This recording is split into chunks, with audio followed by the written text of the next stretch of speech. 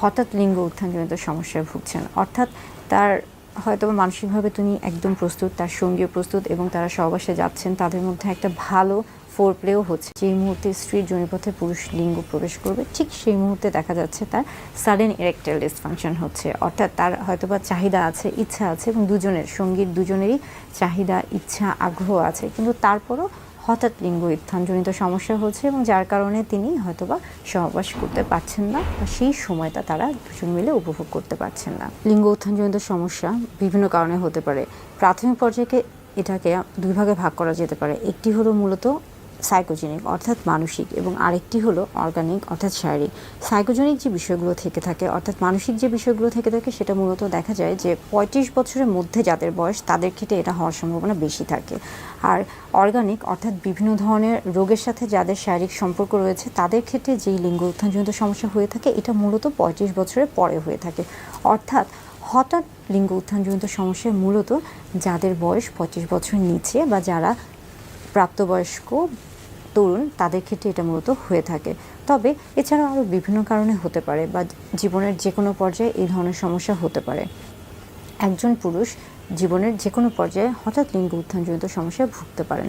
যেমন ধরুন তার হয়তো বা এমন ধরনের কোনো মানসিক চাপ রয়েছে বা এমন ধরনের কোনো দুশ্চিন্তা রয়েছে যার কারণে সে হয়তো বা নির্দিষ্টভাবে কোনো কাজ করতে পারছেন না বা কোনো কিছুতে মনোযোগ দিতে পারছেন না, সেই ক্ষেত্রেও তার হঠাৎ লিঙ্গ উত্থানজনিত সমস্যা হতে পারে এবং হওয়াটা খুবই স্বাভাবিক। অর্থাৎ যারা অ্যাংজাইটি ডিপ্রেশনে ভুগছেন এবং হঠাৎ করে যাদের এই ধরনের সমস্যাগুলো হচ্ছে তাদের ক্ষেত্রে এই ধরনের সাডেন ইরেকটাইল ডিসফাংশন হওয়াটা খুবই স্বাভাবিক।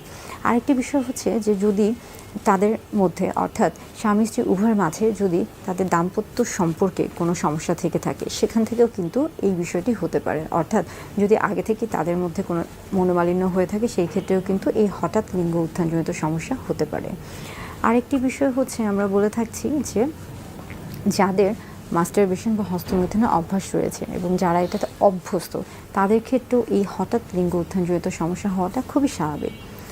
এছাড়া আরও বেশ কিছু পদ্ধতি রয়েছে, যেমন ধরুন যে যারা মেডিকেশন বা বিভিন্ন ধরনের ওষুধ খেয়ে থাকছেন বা বিভিন্ন রোগের জন্য যাদেরকে দীর্ঘ সময় ধরে বিভিন্ন ধরনের ওষুধ গ্রহণ করতে হচ্ছে, সেটা হতে পারে অ্যাংজাইটির কারণে, হতে পারে ডিপ্রেশনের কারণে, কিংবা হতে পারে ডায়াবেটিসের জন্য, কিংবা হতে পারে হয়তো বা হার্টের কোনো সমস্যা রয়েছে, কিংবা হতে পারে স্নায়ুতন্ত্রের কোনো সমস্যা রয়েছে বা মানসিক কোনো অসুবিধার কারণে যে ধরনের ওষুধগুলো তিনি গ্রহণ করছেন এবং এগুলোর ফলেই হয়তো বা তার হঠাৎ লিঙ্গ উত্থানজনিত সমস্যা হয়ে থাকে।